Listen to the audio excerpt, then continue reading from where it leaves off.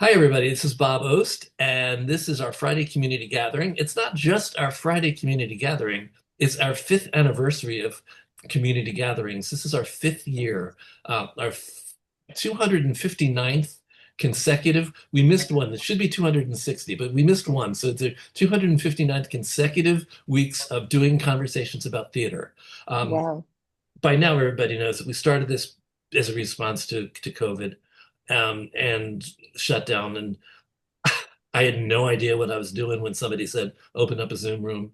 And I had people say, maybe people will come in from all over the world. And I would laugh in their face and say, oh, no, no, no, no. We're just a small little arts organization in New York. Who's going to come in from outside of New York? Well, it turns out over the 5 years of doing this, we've developed a global following. Global following. Really? We Wow. have we have people coming in from Australia. We have somebody from Australia today who's going to be telling you a little bit about how being in Australia um, during COVID, how meeting TRU and coming and joining us was useful, helpful. I don't know. I don't want to put words into her mouth, but we also have people from LA and Minnesota. Minnesota. Who would think I would have people coming in from Minnesota? But we have Minnesota, and elsewhere like North Carolina. I can't remember everybody. People are going to tell you where they're from as we interview them today. Today we're really going to talk about this particular program that we do, this community gathering. Normally, I have conversations about theater and aspects of theater and theater companies from different places and whatever I find and whatever I can make happen, I make happen. Today, we're just going to really talk about the community gathering, how it's been helpful for people, and um, why why I bother doing this for 359 weeks. So, all that said, I'm going to actually start bringing in people that I think represent different aspects of TRU and different aspects of um, becoming adjusting to a whole new world through Zoom. I'm going to start with my vice president and co-founder Cheryl Davis. I'm going to bring Cheryl Davis on. I want you to meet her. She's interesting for many reasons. Actually, you know what? I'm going to stay on this. I'm going to stay with you. There we are. So Cheryl, you've been a speaker for us, and you've also been a driving force in TRU since we founded it, we co-founded it. It's an idea that I probably never would have moved on if I hadn't had somebody else who was as crazy as me. So thank you for being crazy, and thank you for doing something that nobody understood 32 years ago. It's like you're doing what? You're helping Mhm. producers? Why do producers need help?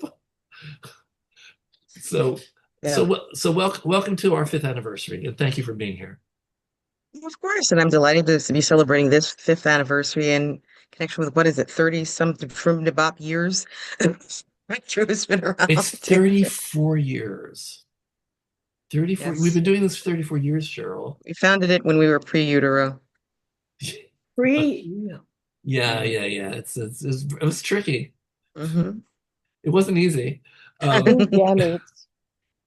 gametes, yes, the gametes. So what you came and you've spoken for us a couple of times in Yes. your various aspects of your Hmm. life. I mean, you've actually By several represented different hats. very different things. So tell us a little bit about what you've come on and talked about with us. Do you remember? I don't remember specifically. I We mean, talked because I about talk about so Trumanisha. much stuff. Talked about Trumanisha. So we talked about writing. So yes, that's very true. And Premonition is having its US debut in Chicago, weekend of May 2nd through 4th. Anybody in the Chicago area? You know what? For the YouTube people out there, let them know what your writing credits are, and also what your other credits are. What else you do? We didn't Oh, really well, introduce you properly. oh, no, that's fine. As we start with Premonition, I'm the co-librettist on that. It's got a kind of like a revisal of Scott Joplin's Premonition. and Leah Simone Bowen, a wonderful Canadian playwright and librettist, started working on that up in Canada, and I was essentially hired to like help her out and help manifest uh, her vision as a musical theater lyricist. So there's that, and that's, as I said briefly, it's going to be receiving its U.S. premiere in Chicago, May 2nd through 4th. Well, And that's the artful side. Now let's talk about what you currently are writing. Let the I people am on well, YouTube. it's Beyond the Gates is very artful. It's very Okay, soapy and very wonderfully artful. And I just posted on Facebook a link to how to buy our fashions. It's a very Cheryl is one of the writers of Beyond the Gates. For those of you out there who are mm. YouTube viewers who actually have caught some of that show. It's streaming or is it network? It's network. It's on CBS and it appears right after The Bold and the Beautiful. Also available on Paramount Plus. BET was airing us their first few weeks in prime time. They could still be doing that. I think we're also available on Pluto. So we are out there. And what Beyond the Gates is, it is the first new network soap in about 25 years. It is the Wow. first one to focus primarily on an affluent African American family. There was generations back in the 80s, which I kind of had like a black family and a white family, but ours is like focused on the Duprees. The matriarch is a Diana Ross type, and the patriarch it's as if Diana Ross married John Lewis. These are the kinds of people we A are little dealing with. political, I gather. Well, political and entertainment. Oh, And Tamara Tooney is our matriarch, Anita Dupree, and Clifton Davis is our patriarch, Vernon Dupree. okay. So it's been a hoot and a half and wonderful working on that show. Now, on the other hand, I think you were on a Dramatists Guild panel that we did too, because you're an attorney. We didn't Yes. mention that. We keep that secret, but I'm going to let everybody on YouTube know that her secret life is as an attorney, and Yes. you're currently the general counsel for. For the Authors Guild. So in my day career, I use my legal powers for good by helping authors. So you heard it here, a lawyer who uses their legal powers for good. Actually, we have an attorney in the room who also does that. Lee Feldshon really Yes. uses his powers for good. Thank you, Lee, Mm-hmm. for all that you do. Yes. I'm gonna bring on a couple more people. I want to bring Mhm. in I'm gonna bring in Patrick Blake.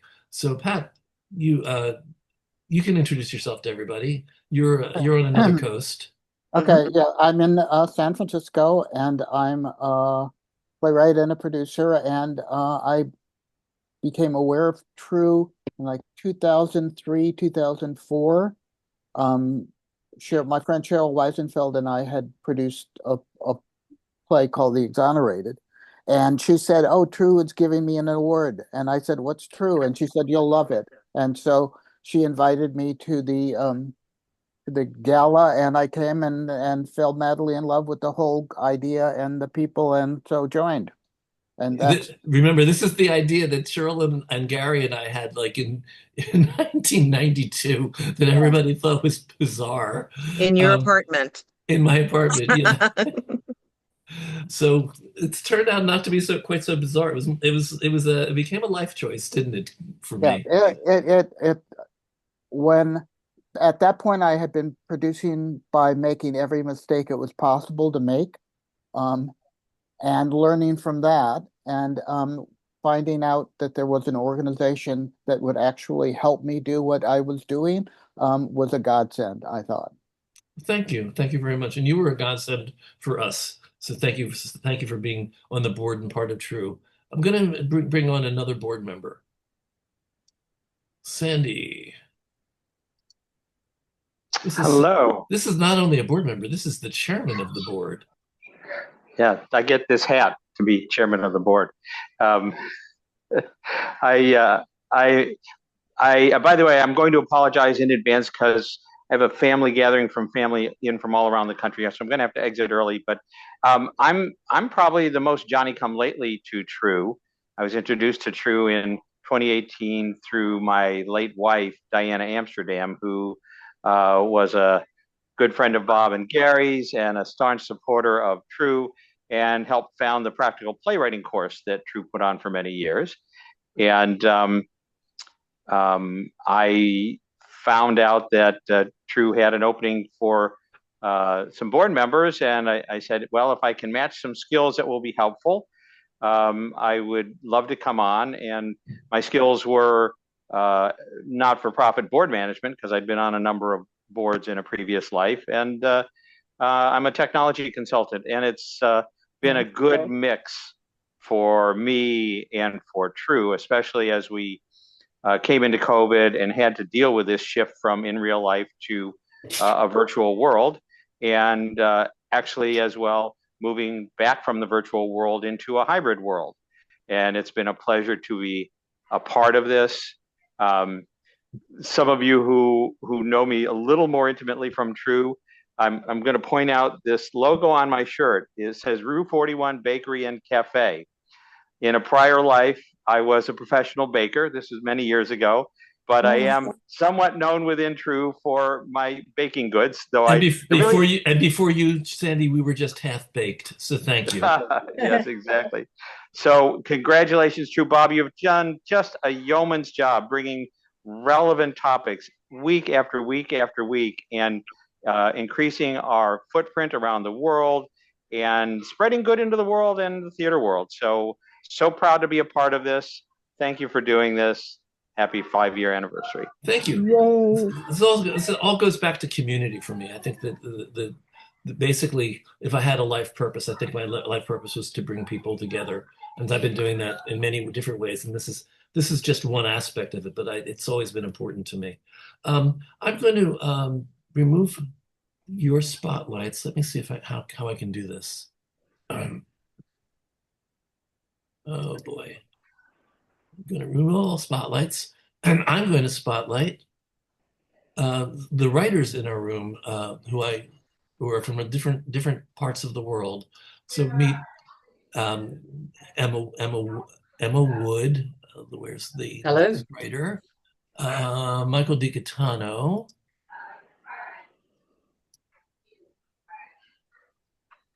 And Patricia Zehentmayr. Okay, these are three writers, one from Australia, one from New York, and one from California. And you all found your way to TRU. Well, Michael, you knew us before COVID, before Shutdown. I knew you before COVID because I was one of those LA TV movie kind of people, but I always dreamed of like writing for theater in New York. And so I would come back twice a year from LA during hiatus and see as many Broadway shows and off-Broadway shows as I could. And I said, one day I'm going to stay and I'm going to write theater. And one day I did. And I didn't really know where to start. So one of my friends from high school was Jeremy Handel, who was part of TRU. And he said, "We should go to he TRU." was on our board. That's right. You should go see. TRU is having a panel at the Cafe Wa, Michael Segura's place on a Sunday. So that's where I went like 12, 13 years ago. It wasn't Cafe Wa, but it was Players Theater, which is upstairs. Right, upstairs, right. And that's where I met Ken Davenport. That's where I met Roger Guindy. I went, oh, this is like cool. So I just got involved, and I've been involved ever since. Well, and thank you, and we're happy to have you. Let's go to Emma. Emma, how did you find us in Australia? Bob, I've been racking my brains trying to remember, and the truth is I have no idea.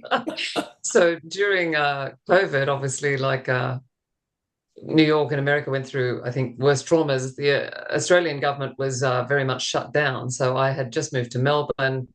Melbourne suffered the longest shutdown in the world. I think we had something like 50 weeks of complete isolation, couldn't leave your house beyond 5K, had to wear a mask, go out on your own. It was very, it was a strange time, and I was brand new to Melbourne. So I guess I sort of turned online, and somehow I stumbled across TRU, which I'm very grateful for, because I think the first thing I attended was as just a guest to watch. I think I saw Noel McDuffie talking to a writer, and it was one of those writer and director sort of chats, and I was just so interested and impressed. Noel wasn't the only one there; he's just the one I remember. So do you actually know Noel McDuffie?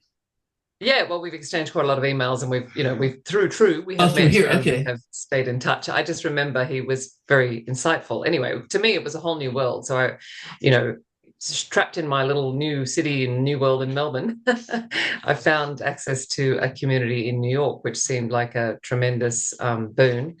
And I went from there to apply for your speed date, which I did a couple of times. And I met Tamara Picker and John Lant, among others, in my first speed date, where I pitched my prequel to Pride and Prejudice called Mr. Bennet's Bride. Later, they produced a different play altogether, but I guess for me, TRU's been a place where I have actually established real life relationships from these community gatherings, and Wow. a combination of the crazy times of the early 2020s and I guess technology has allowed someone like me to be part of a community I never ever could have met were it not for those odd coincidences. So Wow. very much a silver I lining love in my having dark times. Australians coming into this room. I love it. It just makes me so happy. I got to Well, we tell love you, how you treat us like royalty simply because we're Australian. That That's we're, right, we're that's pretty right, ordinary that's people, really. I mean, just so everybody knows, as far as Emma is concerned, it's tomorrow. She's here tomorrow. But Right. I want to stress this. So through the speed date that we do, Yeah. you met Tamara Pika and John Lant. I do want to stress the fact that not only did they produce a play of yours, they produced it in LA. Was it LA? Yeah, that's right. Yeah, And through their you company, right? actually Act flew Production. in. You flew in for it, didn't you? I did. I thought, look, how many times in life is this little humble Australian playwright going to be produced in LA? I'm goddamn going, and I went. So that's Obviously on my own coin. I'm not rich or successful yet. yeah. That's the kind of story that just keeps me going. Just knowing that we can have that kind of effect, it means the world to me. Yeah. When you meet a writer from LA, I keep getting LA and San Francisco running together in my head. Patricia, you're LA. I'm in LA. Yeah, okay, LA. Okay. So Patricia, did you know us before Shutdown? I did know of you, and I don't know though that I'd ever done anything. And then during Shutdown, I was home poking around on the computer and I kept seeing things. And so I joined, I think it was in 2021. I think you'd been doing it for the better part of a year when I came along. There was no better part of that year. I was learning lots of new skills because I'd never had a job at a desk before. So it was turning into somebody with a desk job was a whole new deal for me. And other than that, my story is so much like Emma's. I showed up, I did the speed date, I met Tamara and John, I had an opportunity I never would have had. Oh God, you're like first cousins through Tamara and John. You're related through Tamara and John. We're Tamara and John's disciples. Yeah. Well, because what that opportunity gave me and my partner on the path to Catherine is that we got to see the show up and with choreography, with costumes. I mean, blocking, it was like a workshop production, but it wasn't just a reading. We got to see it over, I think, 6 weekends, 3 shows a weekend. So we got to see different audiences and different actors in the roles. So as all of you know who do readings, if that one audience is really generous, then you think your play's great. If that audience is really tired, then you think you failed. So, and different, getting actors who are better than others is not always to your benefit. Seeing bad actors who do what you wrote is really valuable. The thing that always amazes me is how fragile plays are. I mean, as a writer, I want to, I commiserate with you guys. We have so many things that can happen to our play when we trust it to a director. Oh boy, give me a second. I lost there we are. I lost my Zoom for a second. I'm back. Did it go out for you guys? Or No. Okay. So it's so fragile, and just different casts make your play 2 different plays. and different directors, it just makes it a completely different play. And so one of the things, we may be very talented writers, and many of us are, aren't we? And Absolutely. that's right. That's right. We also have to have another sixth sense about who is the best person to direct a piece and how to work with that director so that you get a cast that really fulfills your vision. And it's just amazing that anything ever works. It's so many different moving parts that we have to. Cheryl knows this too. Cheryl, as a writer, knows this very well. How different productions make your play into a different play. So that's just for those of you out there on YouTube or watching us who might be writers, who might be wondering what it's like to be a writer. Not easy, but we do it. So I didn't realize that your two stories were so similar, because you both got your plays done through the TRU. You met Tamara and John through TRU, through coming to the community gathering. Eventually, you found your way to them. You came to Speed Date, and then you got your play produced by Tamara and John. Tamara and John, who are not here today, unfortunately. I would have them come in now and talk about what they do and why they do it. So is there anything else that you wanted to talk about in terms of having gotten through? How many years were we in shutdown? Just 2 years of shutdown, 2 years of socially distancing and things not being quite normal. Now we've been back to what has come more and more to resemble normal in the past 2.5 years, I guess. What are you taking away from shutdown, from having been in shutdown and having gone through all that? Any insights? Anything new? Patricia. For me, it's having the opportunity to show up every week to hear what everybody's doing wherever they live, to have taken PDMP Foundations and master class with Jane Dubin. I did with Jane Dubin, both of them. Note to everyone, PDMP is Producer Development and Mentorship Program. It's another program that we do in addition to Speed Date and in addition to the community gatherings. So if you're out there, you have to be a little bit curious about TRU and maybe consider finding out more about us and being more a part of us. I always welcome people. Jane. Well, the reason why it's been so helpful to have Jane be able to teach and mentor me about what production looks like is that I think when you don't live in New York, you may not know you don't know all the steps that are involved in getting your play to fruition, your musical, whatever it is. And there's a community here in Los Angeles of musical theater writers and playwrights. And what I see over and over with musical theater writers is we work really hard on our craft. And then once we've written the show, everybody just kind of looks at each other on their team and says, well, our show is great. Why don't we have a licensing deal? Why aren't we running all over the country? Or, even if they don't think they should be on Broadway, there's this big kind of swamp between executing your craft enough to write a good show and then getting it to the point that it can exist in the world and be performed.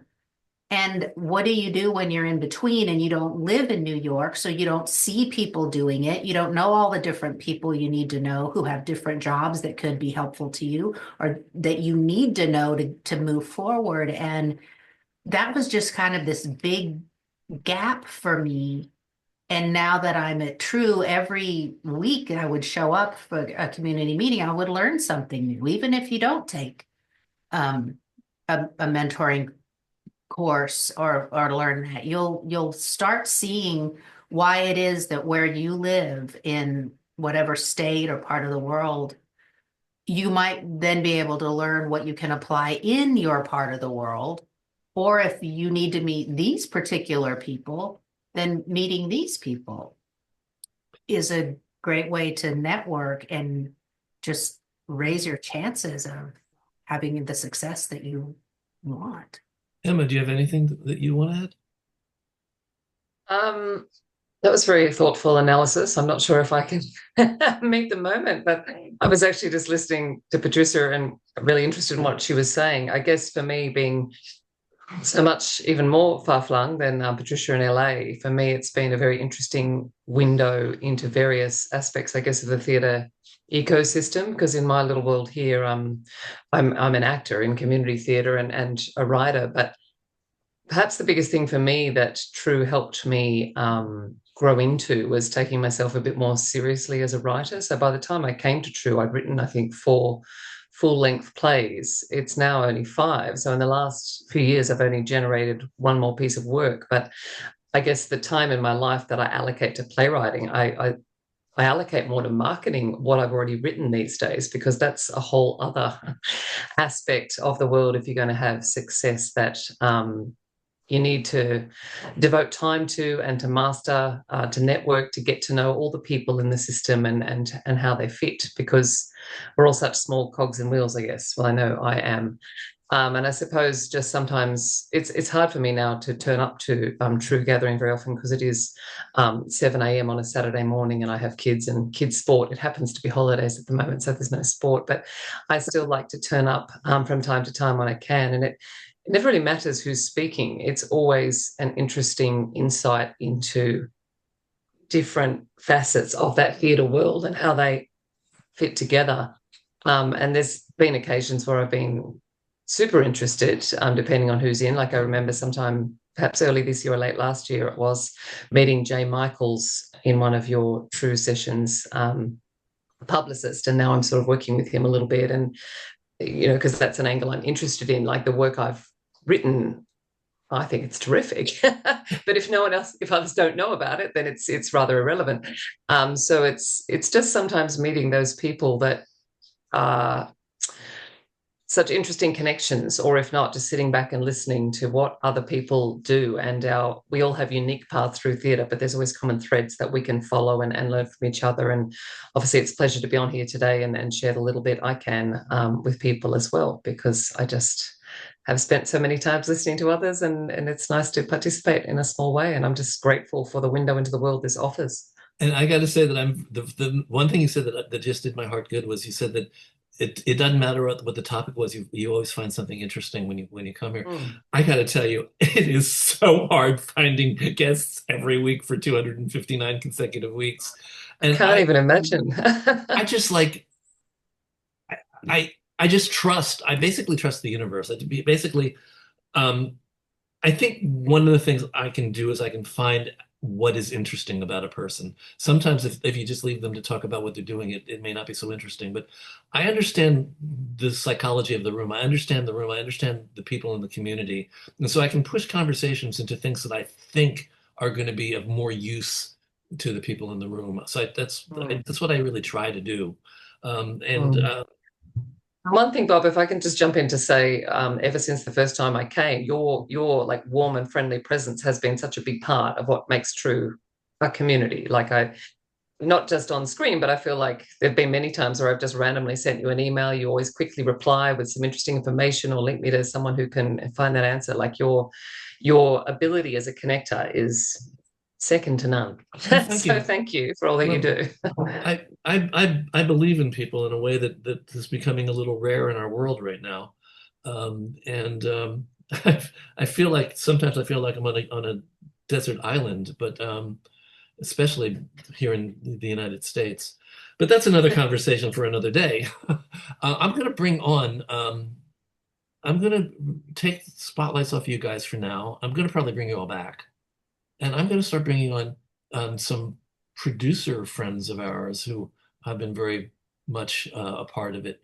So I'm going to bring on R.K. Greene and Rob Hofmann, who's an aspiring producer, and John Ewing III. So guys, this I will assume will be a somewhat different perspective. RK, I have to say that it's been remarkable how regular an attendee you have been at these meetings. You've been almost every week you've joined us, and why? What? And I know you. I definitely know you before um, Shutdown. John and Rob are basically people that came to us through the community gathering. So I'm gonna turn to them next. But let you talk a little bit about what you get out of the community gatherings and why you like coming. Well, certainly when things shut down, all the theaters shut down, and you know, we all had projects going on. This was certainly one way that we could have a community, even though we were locked down in our homes. Here in New York, you didn't want to go out and do hardly anything, at least unmasked, very at the very beginning of the pandemic. And there were morgues in the streets and parking lots. So it was pretty dire here. And this was an outreach area that really gave us, well, a sense of community, but could keep things going. And we learned to use Zoom to help develop projects a bit over the time, and so did theaters across the country. So, the Zoom really was able to uh, help us get through the pandemic.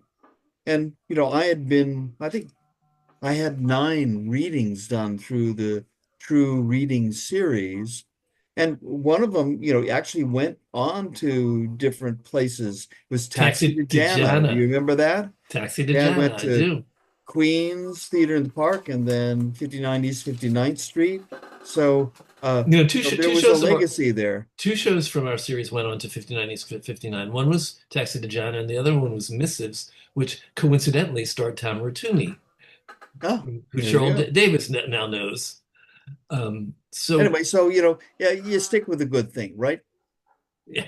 So you said something that I was going to say before, because I was asking people what have we learned during shutdown, and what have we taken with us out of shutdown? And one of the things I definitely have taken is a respect for the virtual world. Um, uh, People got really tired, and everybody talked about Zoom fatigue, but that's not the point. The point is finding a tool for your toolbox that you can find uses for, and to use it well, and to use it in different ways. I mean, a Zoom room with like talking heads in frame, a Zoom reading with talking heads in frames.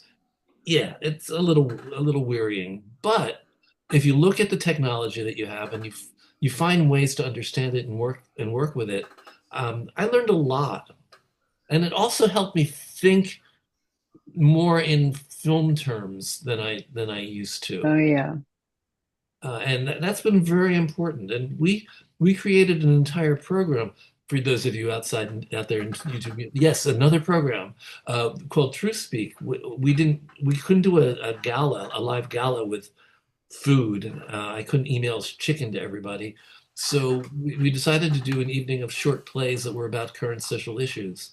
And the idea was to use Zoom in as filmic a way as possible, as cinematic a way as possible. And we got better each year at it. And now we're actually doing True Speak in September. We're gearing up to do 12 like 4 12-minute pieces that are going to be filmed. So I embrace technology. I embrace it. I'm not the best at it, but I use it well enough, and I understand it, and I'm comfortable with it. So that was a big change that came out of shutdown for me. How about Rob? What's your story in terms of how you found your way to us? Yeah, I think I was at a point, I was just planning to retire from the University of Minnesota Duluth. I'm in Duluth, Minnesota. That's my home. I'm a Minnesota native. And I was looking for something to do after I left the university about 2 or 3 years ago. And I was just kind of Googling things. And I knew I was kind of called to be a producer. Because when I was a kid, that's what I did. I produced a movie when I was 14 years old, and I produced plays in the neighborhood and parades in the neighborhood. I mean, I was born with it. So I came across TRU. I also came across CTI, Commercial Theater Institute, but they were shut down. So I checked out TRU, and I was just amazed at all the things that were available and the affordability of things like classes, the PDMP, and all of that type of a thing, which is the producers mentorship and development program. And they were all just incredibly affordable, and I started signing things up. The weekly community gatherings, that was my first taste, and I was just impressed at the speakers and then also the people in the room as we do this kind of networking before the program turns on, where we just introduce ourselves. You know, and I was able to meet people like R.K. Greene virtually that way. And then later I reached out to R.K. Greene and others of TRU that I met in community gatherings and just had one-on-one Zooms and talked about the business and things, and they were generous with their comments. So I think R.K. might have been one of the first people that I had a Zoom with. And these And you tell everybody this in public, do you? My first time. My first time. Oh, come on, Bob. Anyway, but you know, it's emboldened me. I mean, I see these community gatherings as a weekly health check and reality check, but the programs, the quality of the programs are just astonishing. I mean, you'll get attorneys, a group of attorneys in there, you know, entertainment attorneys like Lee and others, that are giving you top-notch advice on things that, you know, you might pay $500 an hour for, to listen to an attorney to giving you this advice, and we're getting it for whatever we're donating that particular time. You know, and because I'm a fundraiser, I always think of things that, you know, what is the value, what is the case for support that can be made for continued support. But anyway, all of these things for me, Bob, and everyone else has been basically TRU acts, and this community of TRUs act as what in military terms we call a force multiplier. You know, instead of one person being out there, really with being involved with TRU, you got a factor of 10. You know, with the expertise, the skill sets, the knowledge sets, the experience. I mean, we've got people that are active members that are producing on Broadway and off Broadway. And I'm now starting to produce here in Minnesota, down in the Twin Cities, actually next week. I did a successful musical theater workshop for 10 days with a TRU member, Amy Engelhardt. She brought it to me because of TRU. And, you know, we did it for $35,000, which I think if we did it in New York, if she did it in New York, it'd be $75,000 or something. Yeah. Something like that. Yeah. But maybe anyway, 60. Maybe 60. Maybe 60. But again, you know, that was my first solo venture as the real deal producer, that kind of thing. So You know, I can do it for 50. Okay. Wait. I'll do it for An 49. online auction. But RK, yeah. RK, you didn't actually tell us. Let people know out there know some of the things that you're producing. Oh, and have produced. Earlier I mentioned by Susan Crawford was Fifth Avenue that we're working on, having presented it first at Don't Tell Mama and then at York Theater, and so we're getting it ready to go to its next step. And did you meet Susan through Community Gathering or through Speed Date? Oh gosh, Susan, what do you call probably the Community Gathering? I think, Or my brunch Community brunch Gathering. group. Well, that's where I first saw RK was right when I started, which was about 3 years ago in May. And he and John Lant were doing a community gathering presentation. And soon after that, Dan and I signed up for the Speed Date. And I also heard that Bob ran a mentoring program. And I said, oh, how about that guy? So Oh, that's where she asked to have you as a mentor. So I Right. introduced you. Yeah, and rue the day, right? yes. I've heard him say that. Some mentor he turned out to be. He just produced your show. Oh. It's a fine partnership. I hope he agrees as well. He does. He does. And the other one I'm doing now is Bo, the musical, which is the new Douglas Lyons, Ethan Pakchar musical. Working on it for 7 years, but we finally have an off-Broadway production of it coming, opening June 13th at out-of-the-box theatrics on Christopher Street here in New York, playing 7, maybe 9 weeks if we extend, and we're really excited about that. Just announced the designers and our cast this week. And I just want to say I don't do this often. I don't recommend shows that often because there's too many people in the TRU universe. I'd just be recommending shows all the time. I saw Reading a Bow. I was really, really moved by it. I just thought it was terrific. So my fingers are crossed because we all know this business isn't predictable. Yeah, thank you very much. Okay. I want you to meet John Ewing, who found us during Shutdown. When did you first pop in? Do you remember? And about 2.5, 3 years ago, I was recommended by someone from the other three-letter organization that shall not be named.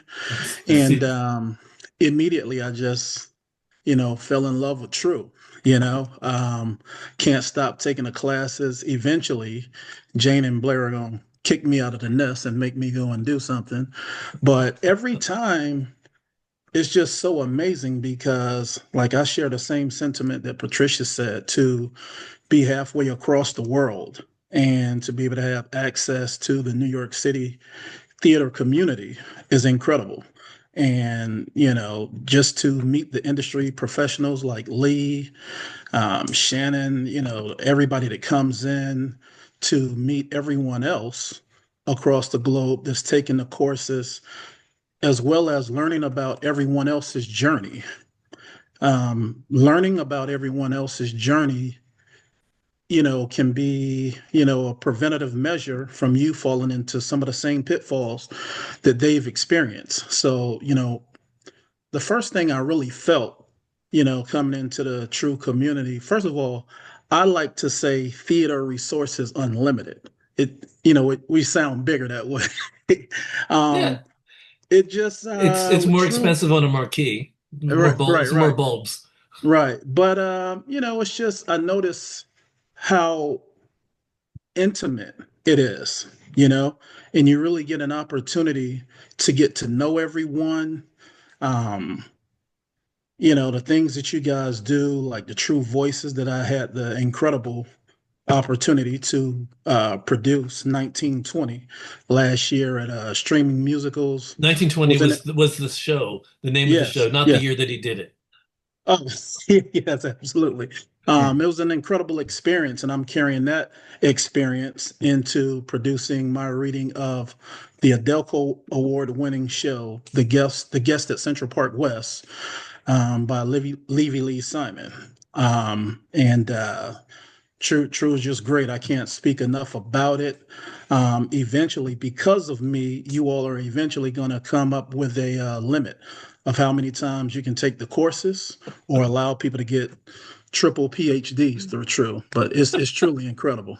It's true. It's like 4 years now. You've been like, is it 3 or 4 years? I don't know. It's like every year you sign up for PDMP again. But I emailed Jane last week about 2 things that I had learned from the previous class that I hadn't learned before. One of them, Lee had said, Let's Lee Feltron, who's one of our guests today. And one thing about it, it's sort of like, I guess, practicing law, practicing medicine. People are working and mastering their craft. So, if you sit and learn from them again, they're going to bring back those experiences that they learn from other industry professionals, That's the incredible thing about it. So it's like one of the world's greatest TV shows, and I just don't want to miss one episode, So. So let me ask you, Jane, are you in a position to turn your camera on so I can bring you on? Sure. Okay, I'm going to bring you on. There you go. So Jane, speaking of producers, I could easily have had you. I thought I asked you, and I didn't think you could make it today for some reason. I was scheduled to be in the city this afternoon, and I had to cancel that. So here I am. Okay, so Jane, you've been also one of the. You've been attending almost every week. Why? Again, it's the same thing I asked RK. Oh, I guess I don't have a life. I don't know. Yeah, that's it. I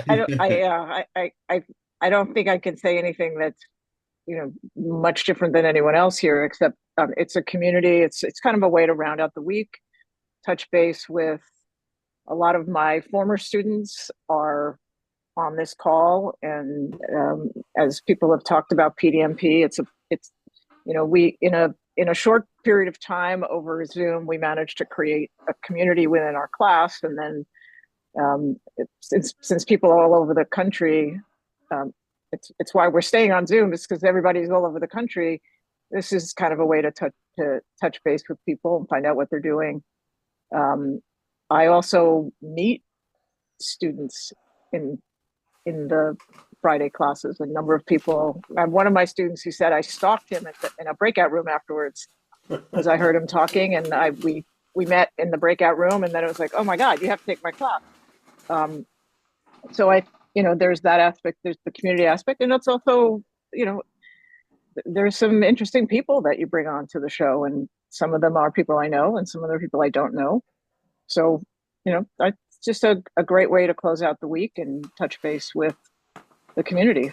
I've told people about this my secret before. It's like, you know how you get your email is like flooded with emails every day, and most of them are not relevant to you. It's like delete, delete, delete, delete, delete. I read them. I read them, and it's like, okay, I really don't want to do this person's workshop or whatever it is, but they sound like they might be interesting. And I always email people. I go through my emails. It takes me like 4 hours a day to go through my emails. And I'm with you there. I just emailed them and I said, would you like to come on and talk about what you do? And yeah, I say 9 out of 10 times people say sure. So that's how I keep going. But I always compare myself to Melanie Griffith in Working Girl because her gift and the thing that allowed her to succeed was she was able to make connections. She was able to see a piece of information here and a piece of information there and say, wait, these two people should know each other. So she always put things together. That's kind of what I do. So I'm glad that people are still joining us for this. I'm going to bring people back on. And then I'm going to also open it up for Jay. Check through the chat and see if there's anything that we would want to ask us a question, or I don't know. I'm gonna bring people on. I'm gonna bring the whole group on. No questions. Just a lot of praise. A lot of what? A lot of praise. Okay. Am I missing anyone? I feel like I'm missing someone. Well, I have the other people, lots of people in the room, and everybody in the room. If you have a story that you'd like to share about why TRU helped you, or why you come to these weekly community gatherings, raise your Simpson hand, your virtual hand, or just raise your hand. I'll keep an eye out for you, and we can bring you on as well. John Ewing, where are you? Right here. Oh, there I would you like to, I would like to add one thing. Okay, so if anybody's taking classes at major universities with 100, 200 people in classrooms versus smaller classrooms, that's one of the immediate things that you get with TRU is the sense of community. And when you have an idea about the destination that you'd like to arrive at, but you're not as clear in regards to how to get there, from taking these courses and being a part of the community gatherings, you really develop that internal compass and sense of direction. That's the most important thing. So it's like, when you haven't taken these courses and really gotten the sort of one-on-one attention, you don't understand it as well. But to be able to learn from other people that are on the same journey and people that have somewhat perfected that journey is really incredible. And I just can't stress it enough. Susan Crawford, your Simpson hand is up. I'm going to add you to the spotlight. I'm going to bring you on. Oh no, I can't. I'm limited to nine spotlights. I can't do more. Okay, Susan. So just Yeah, I just want to say that this provided the mentorship I never got in the time I was studying playwriting.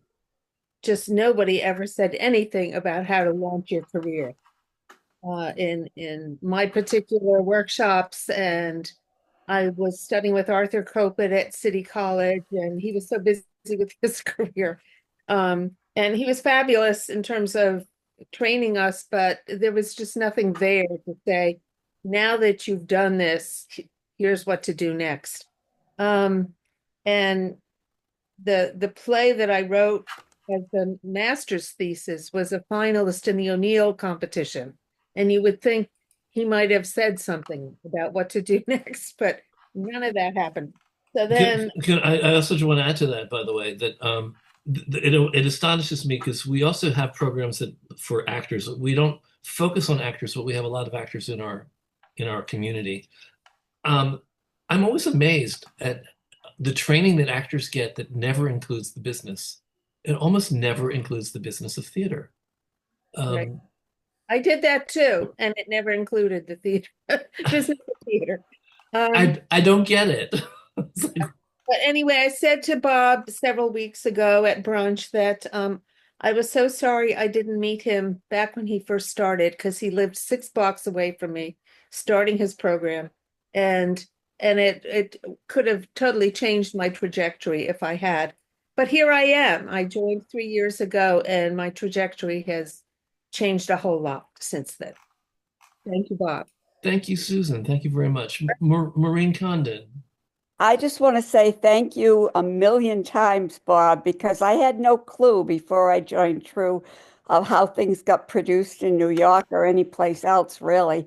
I had produced one, I had one play produced locally, but the expertise that came across in both the Friday night programs and the PDMP, which I took, having Jane and the other teachers there was so eye-opening, and Lee Felshon, and all of your speakers so generous with their time and information. It was an incredible thing. And then also you inspire with the self-producing artists. So I decided to tackle doing a movie with local things. And for $800 and all free help, we produced a 45-minute show that's on streaming musicals. And the only reason I met streaming musicals was because I had brought one of my songs to New York to music workshop in 2017, and Tom Collum had seen me there. So I met him, and I felt encouraged to send him that.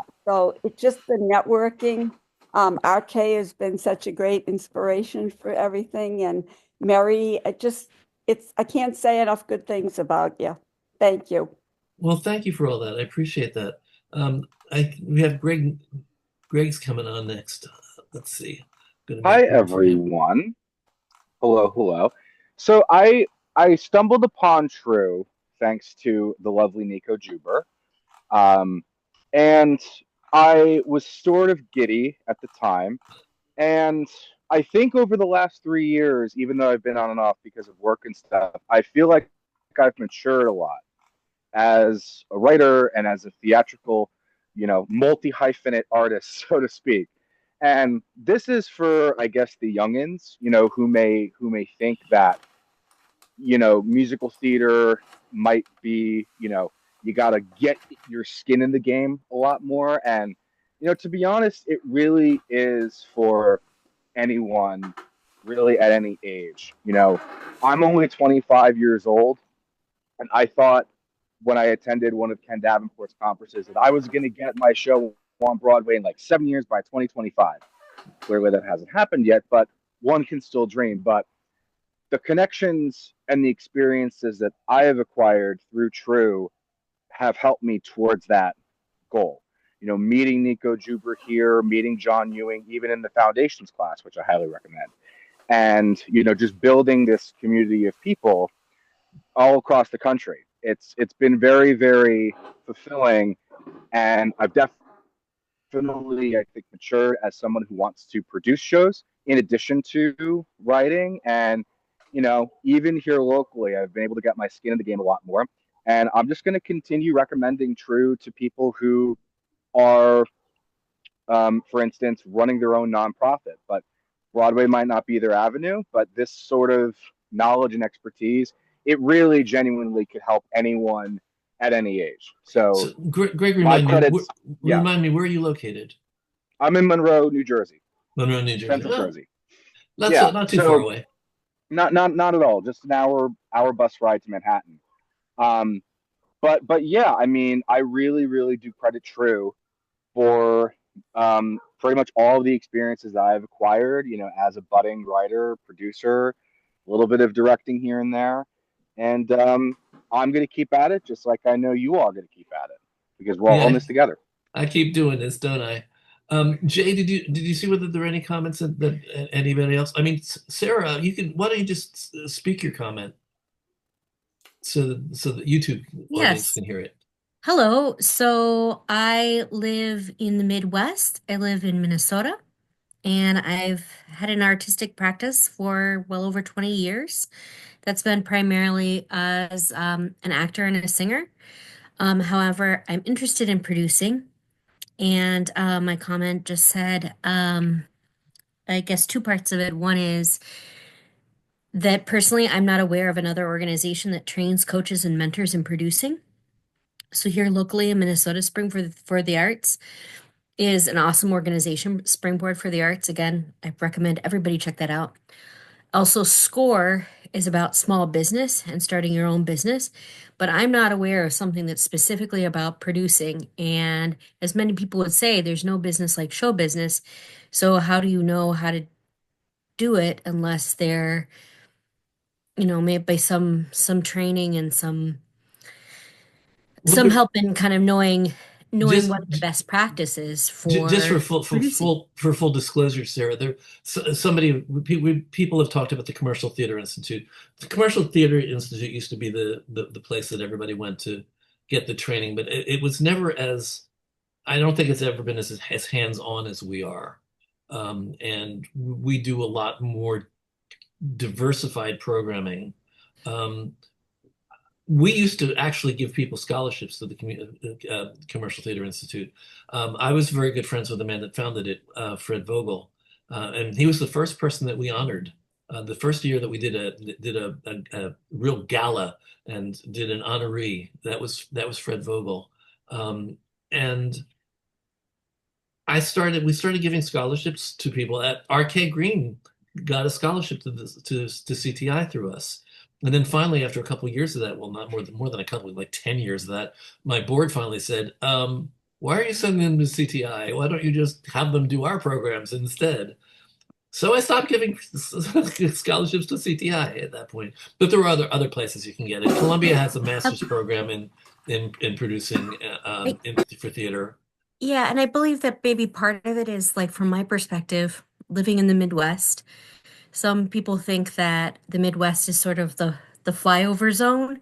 It's the two coasts. That's where the exciting things are happening artistically. Okay, I'm going to support you in this because I want to say I went to the Minneapolis Fringe one year. I was astonished at how many theaters are there and how vibrant the theater scene is in Minneapolis. Yes, and I produced for Fringe. But understanding some of these other things, I like, my bachelor's was in theater, but like transitioning from mainly performing work to wanting to do directing work and producing work, I guess I didn't even know something like this existed. And maybe that's me. I didn't search enough. Like, I need to look more, but I saw it on Minnesota Playlist. Thank you again, Robert, for having that presence on Minnesota Playlist. I was looking on Minnesota Playlist as a performer because I wanted to audition for some things this spring.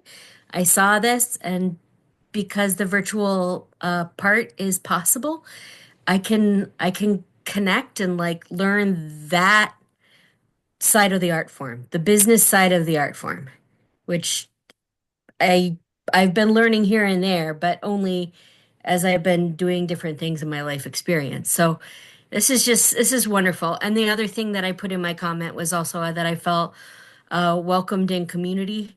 I feel like most of the people here have significantly more experience in certain areas of theater than I have, and have been very successful in certain ways. And I still feel like I've been very, very welcomed, and that just feels really great. It feels really great. Thanks, Sarah. It's great to have you. So thank you so much. And we'll see, I'm gonna see your audition next weekend. So I'm looking forward to that. Very much so. So John, just so you know, Jane's talking about you in the chat. You know what she said? She said, "Love having John in class." So there. So you may not be, you may not be asked to leave. And also, I want to tell everyone, I've said this before, I've adopted Jane as my theater mother, and no one else has access to that. I'm the only theater child. So, absolutely, John, absolutely. Nope, there you go. You're always welcome in my class as long as you keep on asking questions and pursuing knowledge. That's what I love about John. And Jane, what I want to say for the sake of Sarah and other people who may be wondering, the reason why she has a fabric behind her that says "still" is because she found a writer in Speed Date. This sounds like it's a story that's repeating again.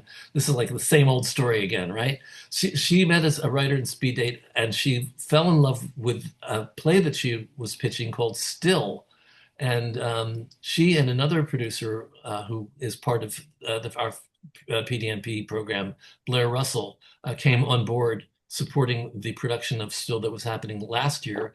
And this year they produced an off-Broadway production of it. So Still refers to the play Still, which recently starred Melissa Gilbert and Mark Moses. Yeah. So, yeah, you know, I have to say that when we started this, Cheryl, I never thought we were ever going to be anything more than a networking organization. I mean, like from the first time we did this, everybody just realized this. The very first time we did this in my apartment, the backstory. So for those of you, for the three of you who never heard it, I was, as a writer, I was like wondering why I wasn't getting produced more, and I decided, oh, I need to hang out with theater companies. If I hang out with theater companies, they're going to like me and they're going to produce me. So I found like three small little spunky little theater companies in New York, and I hung out with them. And what I found out was how difficult it was to produce. And they didn't produce me. They were glad to have me, but they didn't produce me. And I asked them whether they would like to come over to my apartment and meet each other and maybe find ways to help each other. And everybody said yes. And all three of them said, can I invite people? And actually, Cheryl, you also said, can I invite people? I think you were responsible for part of this. 30 people showed up at my apartment. And from the very first time, I always went around the room and asked who people were. I just feel that people need to feel like they matter, and people have to have a voice in a room. I've been adamant about this. Over the years, I've had people say, "Why do I have to sit and listen to everybody introduce themselves?" I don't invite them back, but the reason being is because I think we all matter. I don't believe that the purpose of our lives is necessarily to write plays and produce plays, make shoes, or build houses. I think that the purpose of our being here on this planet, in this world, is to understand and develop relationships and to understand the value of people, how to value each other. And this is something that has become really unusual, and it's almost anti-American right now. And it's really disturbing. I will maintain my belief that everybody matters, and I want to hear everybody's voice. And I won't send anybody to San Salvador. But Bob, I wanted to remind that I remember back in the very beginning, always having people say, like, what is it that you're looking for? What is it you want? Because the recognition that people's default is like, oh, I need money. You don't necessarily need money. You need a space. You need actors. You need whatever. You need money to get something. And somebody may be able to offer you that something without giving you like the green stuff. So I think that was another part of realizing that people have assets and opportunities, and so making people realize like, hey, this is something I need. Oh my God, I can actually help somebody with something that they need. I always say that put it out to the room. Somebody in the room may know somebody who can help you. And over the years, it's proven pretty effective. And this is the community and this is the world I want to live in. And I'm sorely challenged by what's going on right now in our country. But hopefully we can continue doing what we do. Hopefully we can avoid being censored. I know that every time that I've done a community gathering conversation, interesting conversation, really intriguing conversation, but anytime that it's mentioned DEI or DEIA, YouTube has refused to allow me to advertise it. I can't advertise those. They find what's unfitting content or something like that. I don't know what they call it. And I know it's exactly because every time it's DEI, every time I talk about diversity, equity, and inclusion, they put up the kibosh. They won't let me. Yeah. So I think we have to use different words. We may mean something similar, but use different vocabulary. Yeah, they'll catch on. But all right. Rob, you have your hand raised. Yeah, I just on this topic, David Brooks, who's I think is a New York Times columnist, wrote an opinion piece just the other day or so about doing something about our current situation, and it really sparked something in me. I was just because it basically talked about how community has to rise up as a community to be the resistance, and I think a community that is like a theater community that has voices, that has the ability to share messaging and things of that nature, is a community that maybe something could come out of. I mean, this could be another community gathering discussion, and it would be fun to have David Brooks. He's great. But if you Google him, and I can't remember what the title of it was, but it was just the last couple of days. My wife shared it with me, and I just got really moved by his comments. But I think we don't have to sit by and just take it. Okay. I'm got to put on the happy face for everybody because I'm the guy that's the leader here. But I got to tell you, it's rough. It's rough right now. It is. So I want to thank everybody for being with me today. So many of you who spoke up, and even those of you who didn't say things. I mean, I would have loved to have heard from Ed Fee and Tony Hart and Barack. Barack sure has a lot to say about TRU. But it's 6:40 and probably should wrap up now. So I'm going to thank all of my panelists and remove their spotlights as I thank them. So thank you, Rob Hofmann. Thank you, John Ewing. Thank you, Emma Wood. Thank you, Patricia Zehentmayr. Thank you, my board members, Pat Blake and Cheryl Davis, my co-founder. And now I'm in full view for YouTube, and I can just thank the whole community for being with us today.